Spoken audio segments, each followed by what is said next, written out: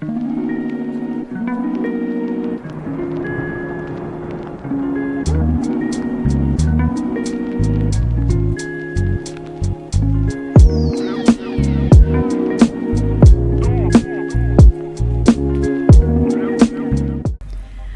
to mix drinks and change lives. That's the slogan of bartender Jill Stingray, a moody girl in her 20s that spends most of her time either chilling with her cat 4 in her apartment or serving drinks at the bar to peculiar and sometimes shady customers. Immerse yourself in her life while you take care of her bills and connect the stories of different customers together to unravel the mysteries of Glitch City. Who will you grow close to? Serve the right drinks to the right people and you'll meet some interesting fellows. Or that at least look like people. And dogs. Lots of dogs. This is a great visual novel that consists of 3 main components. Your shift up until your break, your shift after your break until closing time, and the time spent at your apartment, sometimes with others.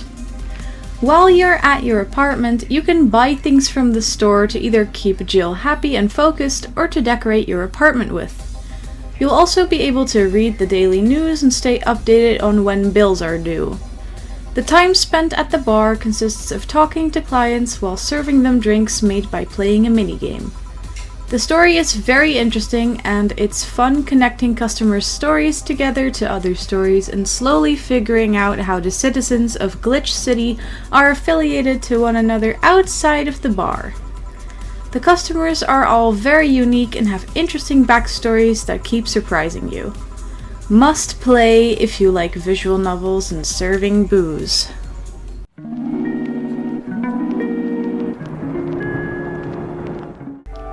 You are so bored and unfulfilled with your life in the city that you decide to take a job offer to become the new landlord of the woods. Your job is to collect rent from the residents while helping them with their weekly quests. At the end, you're invited to their dinner party, but what for? You should play the game and find out. I saw this game during a sale and the art style reminded me so much of Birth that I had to check it out. And it's in fact from the same developer, Instant Buy. This was released before Birth and it's similar and just as enjoyable, just a bit shorter. I played through this relatively quickly, but overall this is a 45 to 60 minute playthrough if you take your time with it. If you like Birth or any point and click style puzzle game, you'll definitely enjoy this. The puzzles are not that difficult and make for a cozy, relaxing puzzle experience. You should check out my playthrough of the game if you're interested or get stuck. I encountered one bug at the first tenant. The bird did not want to let go of the snake. This was easily fixed by going back to the main menu and playing through the chapter again.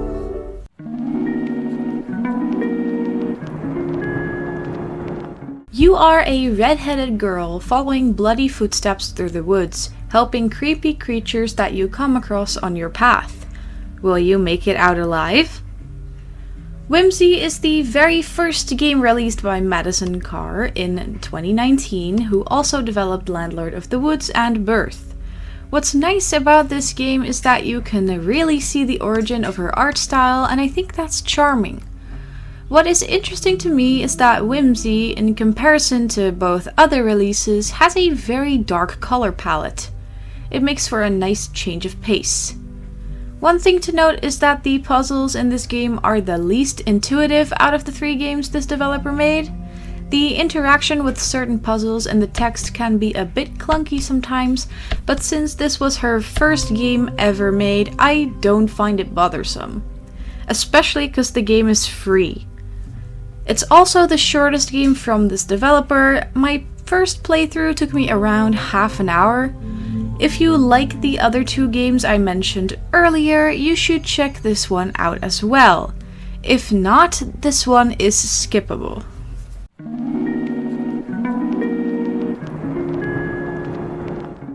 According to many others, this is the best hacking simulator out there.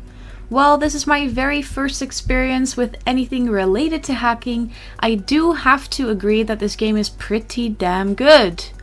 The way it's set up, it really feels like you're hacking away from your own computer at home, fulfilling requests that flood your Gmail inbox. This makes Hacknet a very immersive experience, as well as the terms used for the hacking commands being alleged correct hacking terms. Because of the way the game is set up, the storyline gets you personally invested. Even though the whole game is only played through reading text, you start wanting to figure out what happened to our good friend Bit. And you also get to remotely euthanize someone. Always fun. As someone with zero experience in the computer and hacking scene, Hacknet does a very good job of easing you into the new commands and builds up complexity exponentially. It guides you into the game with some more simple puzzles and spikes the difficulty later on. If you really get stuck, there's some amazing guides out there that can point you in the right direction without spoiling everything. This is one of the best puzzle games I've played in recent times. Later the same month, I also played the Labyrinths DLC. It adds another 3 hours of great gameplay with extra difficult contracts, and in the end you get to save a bunch of people. I highly recommend you pick up Hacknet, especially when it's on sale for like €1.50. Make sure to get the Labyrinths DLC as well.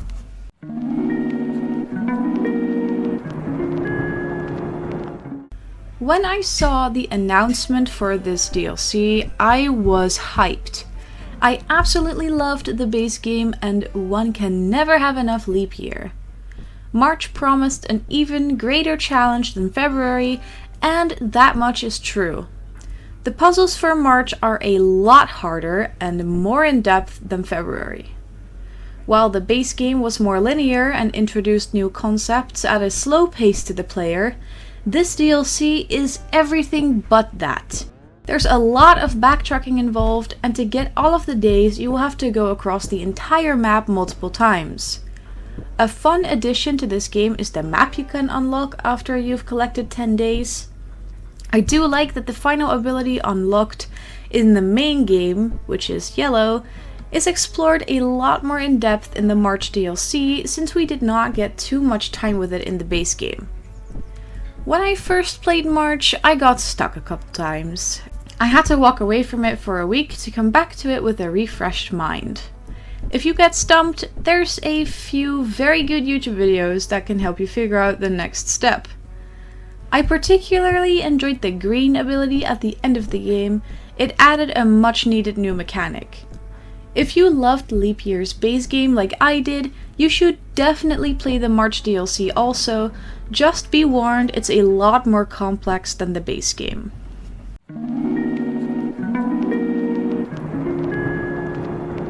Who doesn't love being a half-naked goat bunny creature walking around with a solar-powered stick and beating the ever-living shit out of everything? I sure do.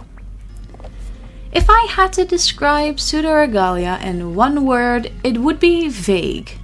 The story itself is vague. You only know you're supposed to look for a princess and escape Castle Sansa, but nothing else. You aren't told much else during your run either.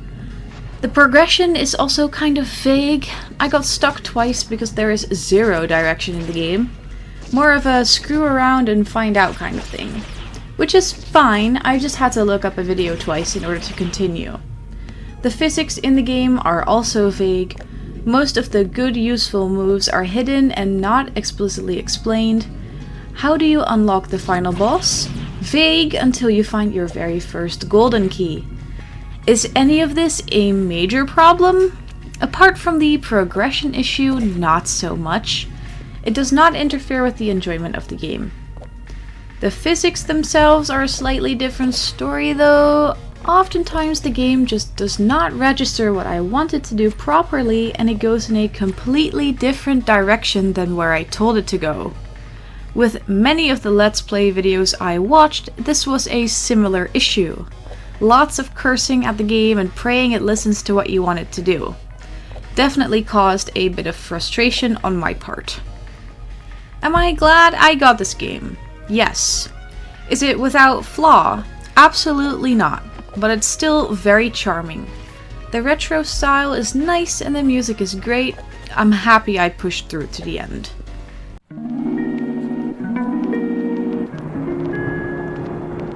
Who doesn't love having a cat on your screen that constantly shits, sleeps, eats, and begs for pats? This cute kitty is great for when you need to get some work done but want a distraction from the boredom that comes with it. You can customize your cat and its bed. There's a bunch of workshop items you can get. I love the IKEA shark for my cat's bed. You can even upload your own bed now. By taking care of your screen cat, you earn stars that you can use to buy a house and a litter box for your kitty. You can also play cat and mouse with it, and boy is your cat fast. If your cat feels like it, and when all of its bars are at least half full, it can go on an adventure. You can see this by right-clicking the bed. In 30 to 60 minutes, it will bring you a trinket it found on its adventure. The thing I love most about Screen Cat is that each of those trinkets have a short story attached to it that you can read anytime you want after you found it through an icon at the cat bed. It was a pleasant surprise. Is this game perfect? No. I opened the game the other day and got achievements for buying the cat house and the cat box despite not having bought them yet. There's some bugs, like the screen size not being correct if you transfer it to your second monitor. I would love to see some extra interactions you can do with your cat, like the cat and mouse game, not just for variety, but also to earn some more stars more quickly. Some more cat species would be great too. I would love to see a British short hair and long hair. I really like where this game is headed though, so for its price, it is definitely worth it.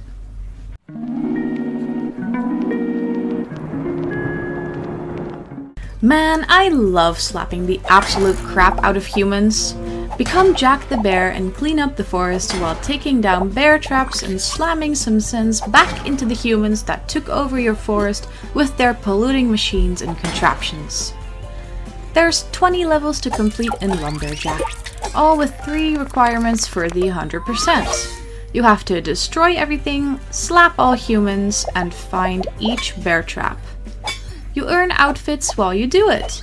There's some fun levels where you play golf with bombs and mess around with crane puzzles as well. I think my favorite level was tearing down a McDonald's. This game is specifically great for the Steam Deck since the levels are short and you can play 1 or 2 on the go when you have a few spare minutes. The art and music are great and are a few of the things I enjoyed most about LumbearJack. One thing I did not particularly like was the way the camera moves with your mouse. I solved it mostly by turning down the sensitivity very low. You should definitely pick this up when it's on sale. It's a fun, cozy, and relaxing game about the environment and should absolutely be supported.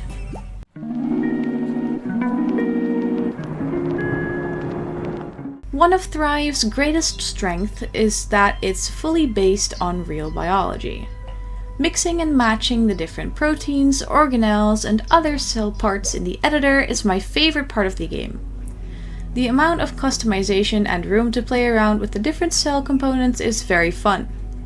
The amount of management needed to make sure your cells actually thrive instead of suffer is quite impressive, and I really enjoy the different patches you can go to.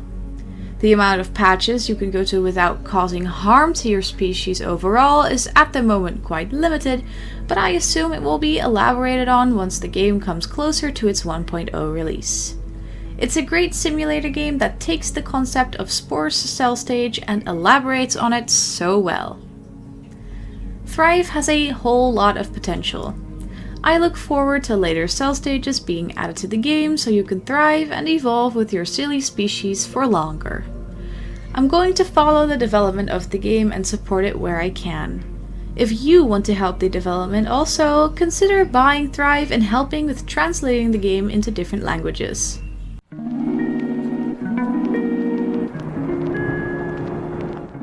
This is more hidden capybaras with oranges, don't forget those. And I would say it's about on par with the free Halloween edition. It's a good hidden object game. There's 4 different levels in this one, 2 night versions and 2 day versions. I prefer the night versions because the capybaras light up with pretty lights once you've found them. I like the little orange effect you get when you find a capybara. The music is okay in this one, not something I wanted to listen to for half an hour on loop, but it's not something I really hated either. There's more cats to find next to the capybaras, and I especially love the colors of the cats in the night levels when you find them. The neon is very pretty.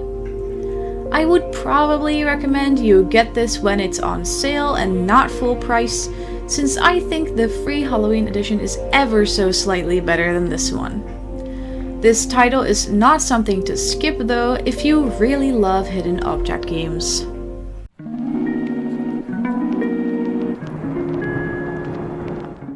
I was especially looking forward to playing this entry in the Hidden Capybaras collection because I love libraries and reading. This is a very great hidden object game. I loved the art for both maps. I still prefer the night versions because of the way the capybaras light up and the pretty neon colors of the owls. Yep, that's right, this game does not have extra cats you can find, but owls. They're very cute and especially hard to see in the daytime versions. The music was very great, it was nice to listen to on loop. I loved the art, especially the level with the big monstera plant on the left side. I'm a big fan of monstera plants and houseplants in general, so I'm very much biased. You should definitely play this Hidden Capybaras game. Dare I say it's even better than the Halloween edition.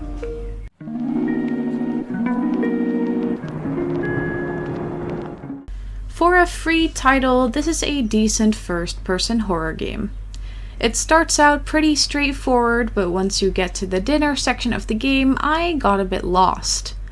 On one hand, it's great that you don't have any form of tutorial, because it really keeps you immersed into the game. On the other hand, I did not realize I had to right-click to eat the lasagna. It caused a bit of confusion and broke my immersion with the game. There's some light bugs too, but those did not bother me too much. It's also a very short game. I've looked at reviews for the paid versions in this series, and they generally seem to be better, so I guess this is more of a teaser to how the paid versions will be. It's nothing too scary, it could be fun to stream with friends. If you like horror games and are interested in the Fears to Phathom series, this is a great way to get a view of what the other entries in the series are like. Thank you so much for watching till the end of the video. Please like and subscribe to the channel to show me some support, and consider buying me a coffee on Ko-Fi to help my cat. I'll see you in the next one.